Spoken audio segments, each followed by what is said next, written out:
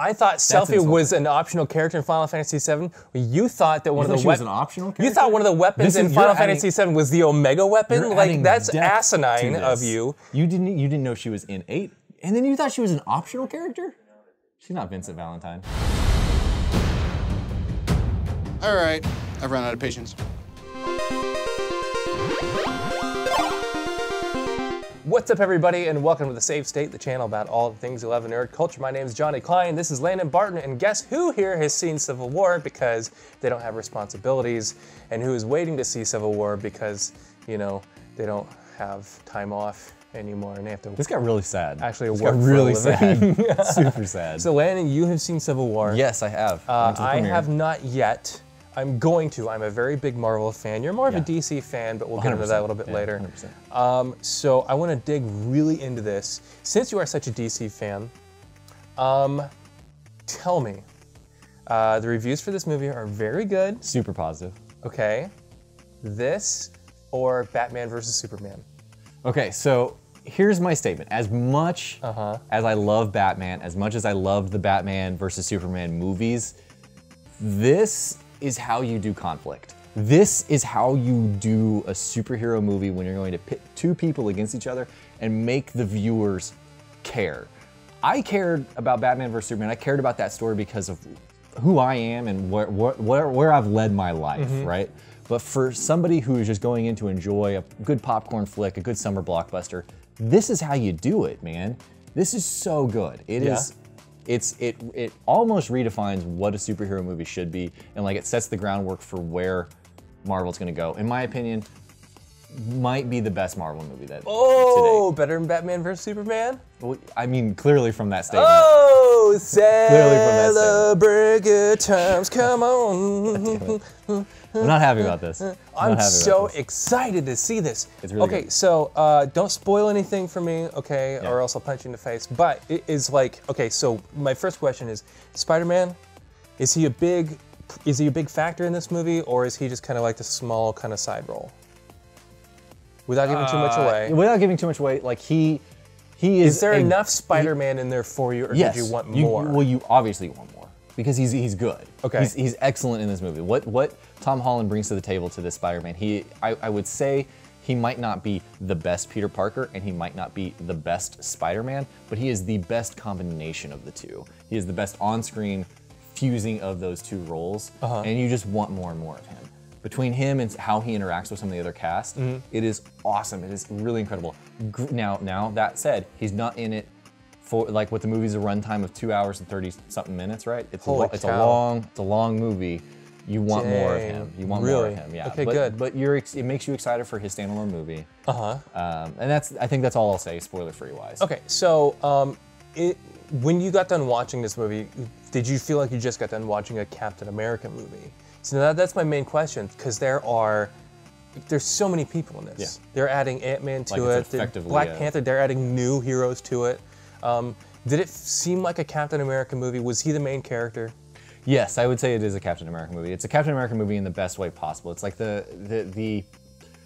what's great with the Avengers movies is you're bringing all these people together, but Avengers feels so much more large scale, right? And really, Age of Ultron felt more like a trailer for all of what Marvel's going to do in the future, less of its own movie, and I think that's where Avengers 2 kind of fell apart. Yeah. It was setting the stage up for too much stuff, right? What's lovely about this movie, in comparison to if you read Civil War the comics, it is on a much larger scale. Like you're seeing the world events of like how everybody is the character reacting. list in the comic not even the character list. Huge. But I'm talking like how the world is reacting to these heroes. And you're seeing so much of that on a global scale. And like you'll see, you know, regular people harassing and like hate criming heroes effectively, right, for what they've done.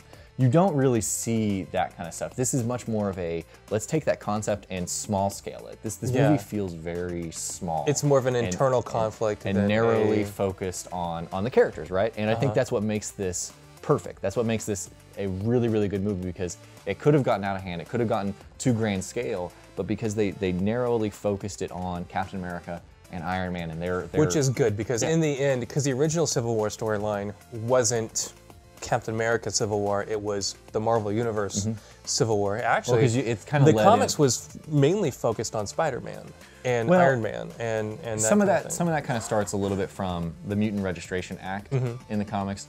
And obviously, Marvel can't do any of the mutant comments. Like we're enhanced because well, Fox owns that stuff, and so that's where some of that stuff leads into. So there's a lot more depth that comes into play from the comic book versions, but the filmatic version of it is excellent. It really, it's almost a full circle from where we started. What in 2006, I think, with Iron Man 1, 2008, I think maybe 2008, where it's like, okay, Iron Man starts off with he's realizes all of his weapons are being sold off to these villains, if you will, right? And they're using it for destruction. He's like, I'm responsible for that. That's my responsibility because I'm manufacturing these weapons. I have to cut that out. This is almost an extension of that concept. Okay. Right? And so it really makes you care about both sides. Whereas in the comic book version, Iron Man is a lot more kind of fascist, right? And it's harder to side with him. In this movie, you're just like, man. Yeah, it's a tougher decision than it was in the comics. Yeah.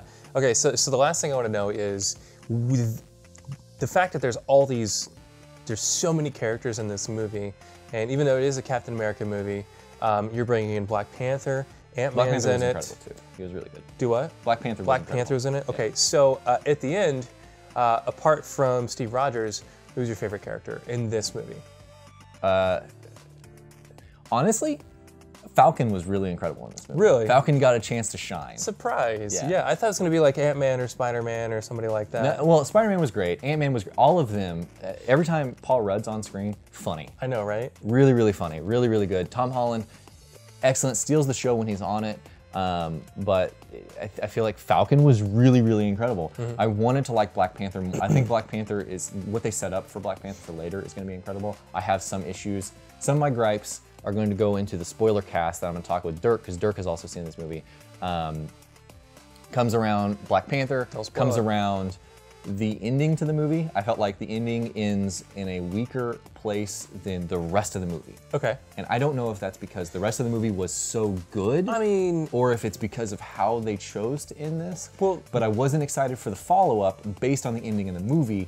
But there are 2 post-credit scenes, and those got me excited for the follow-up. Okay, good. Because it seems to be like that's kind of what Marvel movies have 2 jobs. 1, to be an awesome Marvel movie, and B, to set up the next Marvel movie. You know, so maybe it's fallen into that. I'm excited to see it. Oh, you should. I'm gonna go see it as soon as possible. I'm watching through. I'm doing the watching order of the Marvel Cinematic Universe, so that we're all caught up and everything. I think we're like halfway through the first Avengers or something, so we have a ways to go, but we're getting there. So anyway. No, wait, hold on. Before we end though. Okay. Are you team Cap or are you team Iron Man? Well, that's easy. I'm team Cap. Well, then I guess I'm team Iron Man. Okay. Well, come on. He doesn't want anybody to register. Then that's why Magneto got started in the first place. Well, but okay, we're talking film version. Iron Man makes a lot of points, and I'd have to side with Iron Man in this one. Why? Well, I can't, because you haven't seen the movie, so I can't say any of that. Well, for now, I'm team Steve Rogers. Team Iron Man. So let us know in the comments below, which team are you on? Yeah, and as always, thank you for liking our videos and sharing them with your friends and commenting as usual.